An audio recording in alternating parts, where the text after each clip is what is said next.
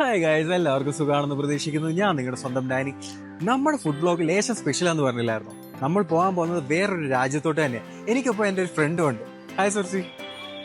നമ്മൾ രണ്ടുപേരുടെ ഒരു അടിപൊളി ഫുഡ് ബ്ലോഗാണ് നിങ്ങൾക്ക് ഫ്രണ്ടിൽ എത്തിക്കാൻ പോകുന്നത്.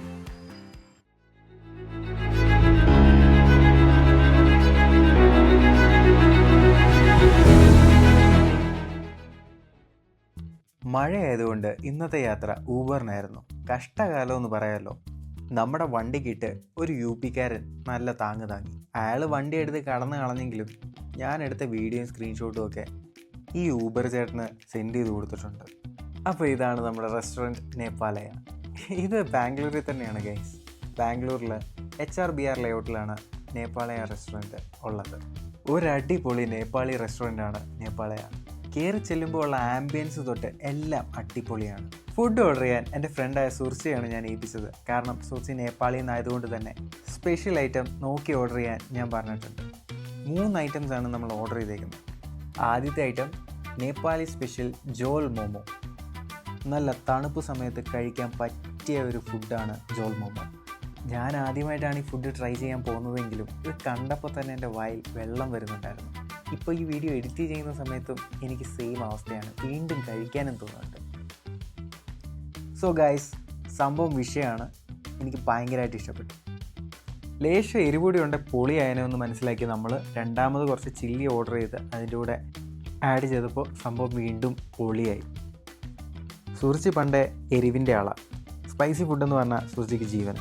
സോ അങ്ങനെ നമ്മൾ ആദ്യത്തെ ഡിഷ് കംപ്ലീറ്റ് ചെയ്തു. രണ്ടാമത് നമ്മൾ ഓർഡർ ചെയ്തിരിക്കുന്നത് പോത്തും മലരും. എന്താ ഒരു കോമ്പിനേഷൻ. ആക്ച്വലി ഇത് ഇവരുടെ ഒരു സ്പെഷ്യൽ ഐറ്റം തന്നെയാണ്. എനിക്ക് പിന്നീടാണ് മനസ്സിലായത് നമ്മുടെ നാട്ടിൽ ബീഫും പൊറോട്ടയും പോലെ തന്നെ ഫേമസ് ആണ് അവരുടെ നാട്ടിൽ ബഫും പഫ് റൈസും. ഇതൊരു ഫുഡ് വ്ലോഗ് ആയതുകൊണ്ട് തന്നെ കാര്യമായ എക്സ്പ്രഷൻ ഇടണമെന്ന് പറഞ്ഞിടിപ്പിച്ച എക്സ്പ്രഷനാണത്. അങ്ങനെ ഞാനും ട്രൈ ചെയ്തു ഗൈസ്. നല്ല ചൂട് പീസായിരുന്നു. ഒരു വെറൈറ്റി മസാല. എനിക്ക് ഭയങ്കരമായിട്ട് ഇഷ്ടപ്പെട്ടു. അടുത്ത ഐറ്റം നമ്മൾ ഓർഡർ ചെയ്തേക്കുന്ന റൊട്ടിയും കറിയുമാണ്. അവരുടെ സ്പെഷ്യൽ ഒരു റൊട്ടിയാണ് സേൽ റൊട്ടി. ഈ കാണുന്നതാണ് സേൽ റൊട്ടി.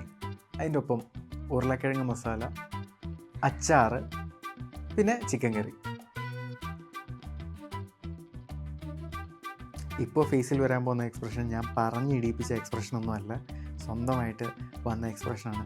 ഈ എക്സ്പ്രഷൻ കണ്ടപ്പോൾ തന്നെ എനിക്ക് മനസ്സിലായി ഈ ഒരു ഐറ്റം ഇച്ചിരി വിഷയമായിരിക്കുമെന്ന്. സത്യം പറഞ്ഞാൽ അവൾക്ക് നേപ്പാളിൽ ചെന്നിട്ട് അവിടെ നിന്ന് ഫുഡ് കഴിച്ച ഒരു ഫീലാണ് കിട്ടിയെന്ന് എന്നോട് ഇപ്പോൾ പറഞ്ഞത്.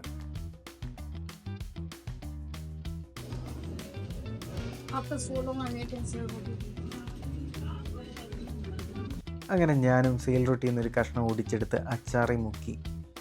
ഇത് നമ്മുടെ നാട്ടിലെ അച്ചാറ് പോലെയൊന്നുമല്ല, വെറൈറ്റി ഒരു ടേസ്റ്റാണ്. അച്ചാറ് നമ്മുടെ നാട്ടിലെ വെച്ച് കമ്പയർ ചെയ്താണ് ഞാൻ നോക്കിയത്, പക്ഷേ സംഭവം വെറൈറ്റിയാണ്. പിന്നെ ചിക്കൻ കറി, നല്ല ചൂട് ചിക്കൻ കറിക്കകത്ത് മുക്കി കഴിച്ചു. ഇത് നമ്മുടെ നാട്ടിലെ ചിക്കൻ കറിയുമായിട്ട് ഏകദേശം ടേസ്റ്റൊക്കെ അങ്ങനെ തന്നെയാണ് എനിക്ക് ഫീൽ ആയത്. പിന്നെ ഉള്ളത് ഉരുളക്കിഴങ്ങായിരുന്നു. ഉരുളക്കിഴങ്ങ് ഒരു കഷ്ണം കൂടി ചേർത്ത് വെച്ചിട്ട് കഴിച്ചു. സംഭവം കൊള്ളാം.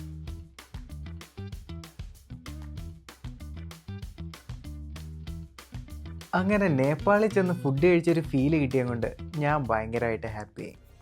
യോധ മൂവി കണ്ടിട്ട് നേപ്പാൾ വരെ യാത്ര നടത്താൻ ആഗ്രഹിക്കാത്ത മലയാളികൾ കുറവായിരിക്കും.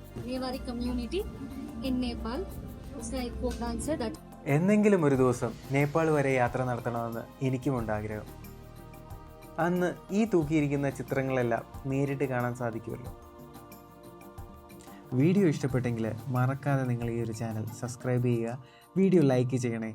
പിന്നെ നിങ്ങളുടെ ഫാമിലി ഫ്രണ്ട്സ് എല്ലാവരിലേക്കും ഒന്ന് ഷെയർ ചെയ്ത് കൊടുത്തേരും.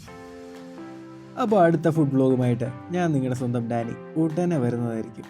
So stay tuned guys, love you all, by.